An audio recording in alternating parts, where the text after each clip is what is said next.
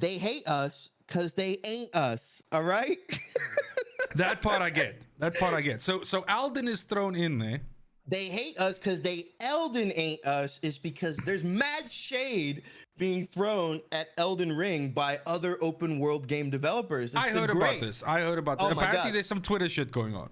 Oh, I love a good Twitter beef, dog. But like the developers of Horizon Forbidden West and then Ubisoft developers for Assassin's Creed fucking Valhalla penis. They're throwing shade, like saying, "Oh, dude, that's motherfuckers in glass houses, son." Like, holy shit. Yeah, but like it's crazy. Let me try and pull it up while you explain. So keep going. You pull it up because clearly they watched the podcast because I was talking to you about this last show where I was going into comparing it against Horizon. It was like, let's go with glitches or like bugs or sound design or score. Okay, I think I got something. So is it this tweet? So we have I of course am a complete and utter fucking dumbass, so I don't know who these people are, but we do have one guy that's basically identifying himself as a Horizon Forbidden Blake, right? But we also have I guess we know who he works for, right? Or who he likes. But then so let's just go through this. Developers from Ubisoft and Guerrilla as well as others upset over Elden Ring's success. The fact that Elden Ring scored a 97 Metacritic is proof that reviewers don't give a flaming poop about game UX. My life is a lie. Dude, if your life is derived from the fact that you have to shade other people's success, then you have a bigger problem than fucking a game being better than you. Yeah, but that's the guy that's in charge of making the UX for Ubisoft games, which are the most convoluted piece of shit UXs ever. Yeah, but exactly. And there's no UX in Elden Ring. So I have to agree with him. His life is a fucking lie. So then there's Rebecca Fernandez O'Shea. No PC graphics stability. What the fuck is wrong with, dude? See, this is the thing. I don't also want to sit here now and then come off as the counterpoint to them and fanboy the game. But I have to ask, and because this is not the first time I heard this, but what the fuck is the big issue with Elden Ring's graphics? What's wrong with it? This hit me. I had a lot of PC stutter. Like I had a lot of like. Oh, I have like none. Ever since 103, yeah. I've got like nothing. Yeah, I have this weird thing, right? I have this weird thing where if let's say for instance, okay, so I play on the controller, right? I have that weird thing too. Okay, there we go. So tips. Okay, here we go. Oh, you don't know where your camera is? What the fuck? So, oh shit.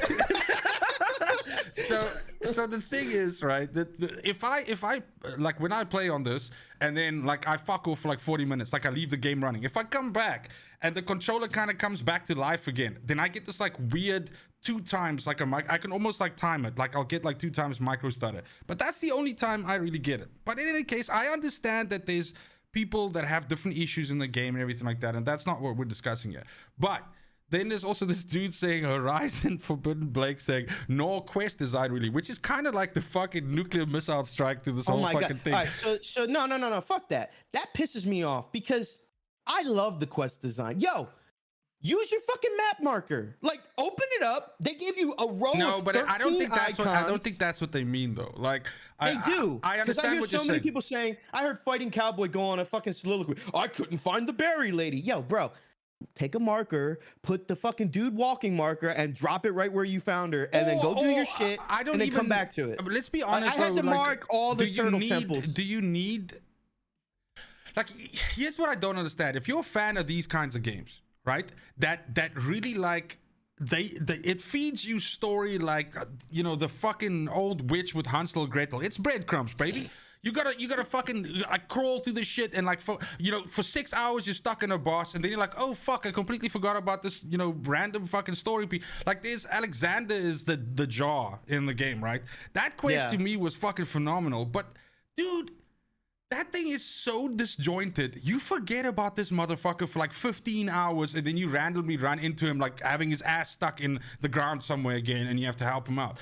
The point is they put him by the roads. Yeah. And nobody uses the roads. No, so because people just ride the fucking horse off into the jungle to go fall off a fucking cliff or something. Only gripe I have is being locked out of online play because I have a locked 144 host laptop. So I gotta so I mean just let's take a side note here quickly. We have another donation from you guys are really you're fucking spoiling us tonight, really. So, but thank you so I'm much. back, baby. Finn loves Elden Ring 3000.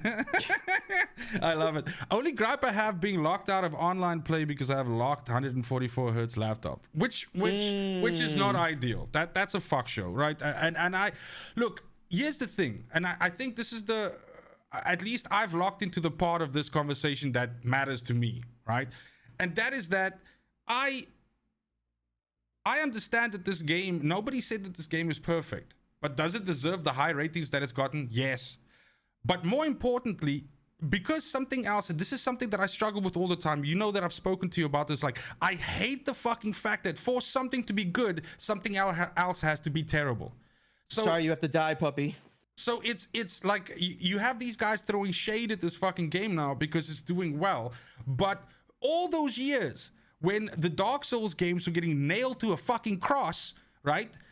Because it's too difficult, it's too this, it's too that. While you had a game like Horizon Zero Dawn, which had glowing fucking praise, but now, this is the sad thing. The worst possible thing that could have happened, and it happened to me, is having played these two games at the same time, and then realizing the fucking river of divide that is between these two. And then just going like, when you have limited time, and you go like, okay, which one am I gonna play? Yep. It's not even a fucking choice, games, bro. And those games with their quest design, they XP gate you and they just bury you with busy work. And there's no busy work in Elden Ring. No. It's all working towards something. It's all working towards something.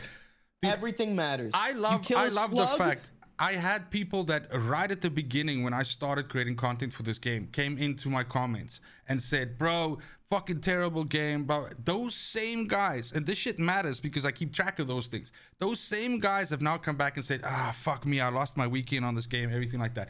The point is that this is a really quality fucking product. It doesn't matter which way you cut it, whether you're a fan of fucking games or not, whether you're a fan of games like this or not.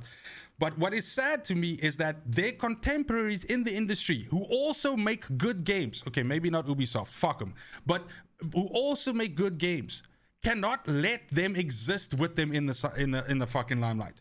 They have to be shit. And that's fucking sad, bro. That is fucking sad. This was a clip from the Separated at Birth podcast. We do the show live every Monday at 3 p.m. Eastern Standard Time, where there you can join in the show and submit live questions and comments and have them read on air. Hope to see you there.